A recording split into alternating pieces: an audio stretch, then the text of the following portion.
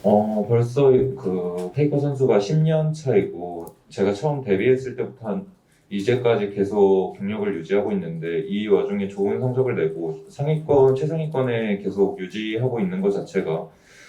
선수로서 계속 발전하고 있고, 열정을 잃지 않고 좋은 성적을 내기 위해 노력하는 선수인 것 같아서 프로로서 모범이 되는 선수라고 생각하고 있습니다.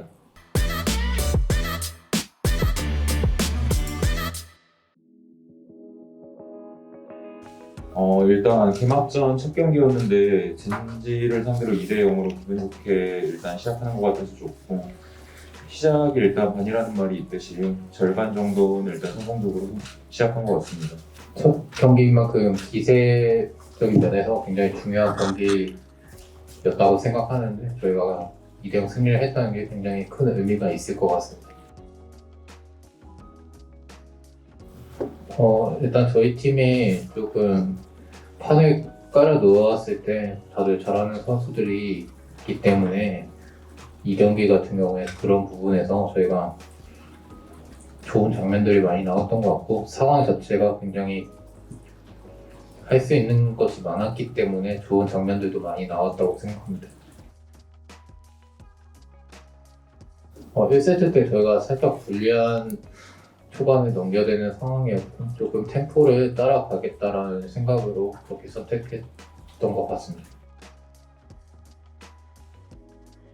디플러스 기아가 첫 경기에서는 굉장히 좋은 모습을 보였던 것으로 봤고 디플러스 기아 저희가 이제 젠지를 꺾었으니까 디플러스 기아를 꺾는다면 저희에게 더 큰 성과가 따라올 거라고 생각합니다. 일단 젠지 같은 경우에 라인전 능력이나 그런 운영 능력 같은 경우에는 작년과 마찬가지로 충분히 좋다고 생각하고 있고 다만 이제 심적인 합 측면이나 개개인의 실수 측면에서 아직 좀 정돈이 덜 됐다는 느낌을 좀 받았고 저희가 2대0으로 승리했지만 충분히 저격투력이 있는 팀이라고 생각합니다. 일단 아무래도 이번에 그 리그에서 두 팀이 뽑히다 보니까 MSI 자체에서도 조금 우승 경쟁력이 있는 팀이 늘어나서 MSI 자체의 난이도가 롤드컵만큼 올라갔다고 생각하고, 그리고 일단은 기회가 좀 많은 팀들한테 있는 것 자체는 좋다고 생각하고 있고, MSI에 진출했을 때의 장점은 경기력을 계속 끌어올린 상태로 서머까지 돌입할 수 있는 거고, 단점은 그 MSI의 일정 자체가 굉장히 빡빡한 경우가 많아가지고 그거랑 연계돼서 썸머 때 아무래도 조금 빡빡한 일정에 피로를 느끼는 팀이 많을 거라고 생각하고 있습니다. 두 팀이 진출할 수 있다는 것은 더 많은 팀들이 국제대회 경험을 할 수 있고 그리고 팬분들도 더 많은 경기를 볼 수 있다는 더 다양한 경기를 볼 수 있다는 것이 저는 큰 장점이라고 생각하고요. 그리고 MSI의 장단점을 얘기하자면 일단 프로로서 당연히 대회가 많으면 많을수록 그리고 더 위상이 있는 국제대회가 많을수록 프로로서 더 많은 의미를 찾을 수 있다고 생각하거든요. 그래서 그 대회 자체가 존재하는 것만으로 큰 의미가 있다고 생각하고 그리고 다른 해외 팀들과 맞붙으면서 여러 가지 분석이나 많은 것들을 직접 경험할 수 있다는 것이 좋은 장점이라고 생각하고 단점 같은 경우에는 아무래도 다른 팀들에 비해 휴식 기간이 부족하기 때문에 그런 부분은 개개인마다 다르겠지만 단점으로 작용할 수도 있을 것 같습니다.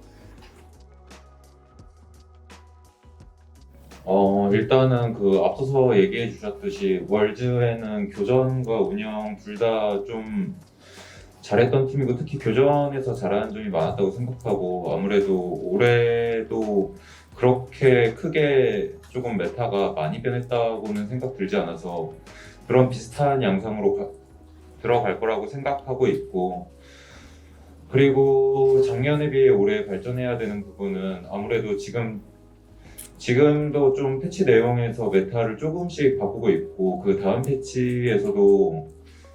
패치가 좀 대규모라고 생각될 정도로 많이 하는데 이 메타를 일단 최대한 빨리 파악하고 이해하는 게 스프링 시즌 성적에 있어서 가장 중요할 것 같다고 생각하고 있습니다. 저희 팀 선수들의 가장 큰 장점은 선수 개개인의 퍼포먼스가 굉장히 좋다라는 점으로 저는 생각하는데 저희가 이제 올해도 그런 좋은 퍼포먼스를 계속 유지하기 위해서 가장 중요한 것은 열정과 계속해서 이제 발전해 나가는 것이 가장 중요한 포인트라고 저는 생각하고 있고, 그런 면에서 팀 구성원들 각각의 단합과 노력이 필요할 것이라고 생각하고 있습니다. 일단은 팀 운영 방안에 대해서 일단 좀 1년 단위로 생각을 그렇게 해본 적은 없는데, 아무래도 항상 T1이라는 팀은 목표가 최고가 되는 거고 롤드컵 우승을 당연히 매해 목표로 잡고 있고, 아쉽게도 한국에서 열리는 롤드컵이랑은 인연이 없는 편이었는데 징크스라고 하기에는 2번밖에 되지 않고 충분히 좋은 성적을 낼 수 있는 팀이라고 생각해서 올해 조금 확실히 만족할 만한 성적을 내는 게 가장 큰 목표인 것 같습니다. 최근 개인 방송에서 이야기했던 것은 대회에서의 메타보다는 사실 솔랭에서 메타와 그런 인게임의 그 재미 요소가 조금 떨어진다라는 점에 조금 중점적으로 이야기를 했었고요. 아무래도 그 문제점이라고 하면 지금 배치 시즌 시작한 초반이기 때문에 아무래도 매칭이 좀 불안전할 수 있다라고 저는 생각을 했고, 그 외에도 이제 아무래도 좀 상위 티어에서는 좀 스노우볼링의 가속화 때문에 게임 양상이 한쪽으로 과도하게 유리하게 흘러가서 좀 많은 라이너들이 고통받는 그런 경우가 많다고 생각은 했는데, 뭐 그런 원인 같은 것은 서로 복잡하게 얽혀 있는 것 같아서 쉽게 말씀드리긴 어려운 것 같습니다. 2022년도에 가장 많이 발전했던 점은 이제 경기를 저희가 결승전에서 많이 패배를 하면서 좀 더 그 한 끗 차이의 그런 아쉬움과 좀 더 어떤 부분을 더 잘했으면 이겼을 거라고 더 많이 생각하게 돼서 부족한 부분을 최대한 준비할 수 있을 때 열심히 준비를 해야겠다라고 생각을 했었고요. 뭐 그 외에도 배운 점은 많았고,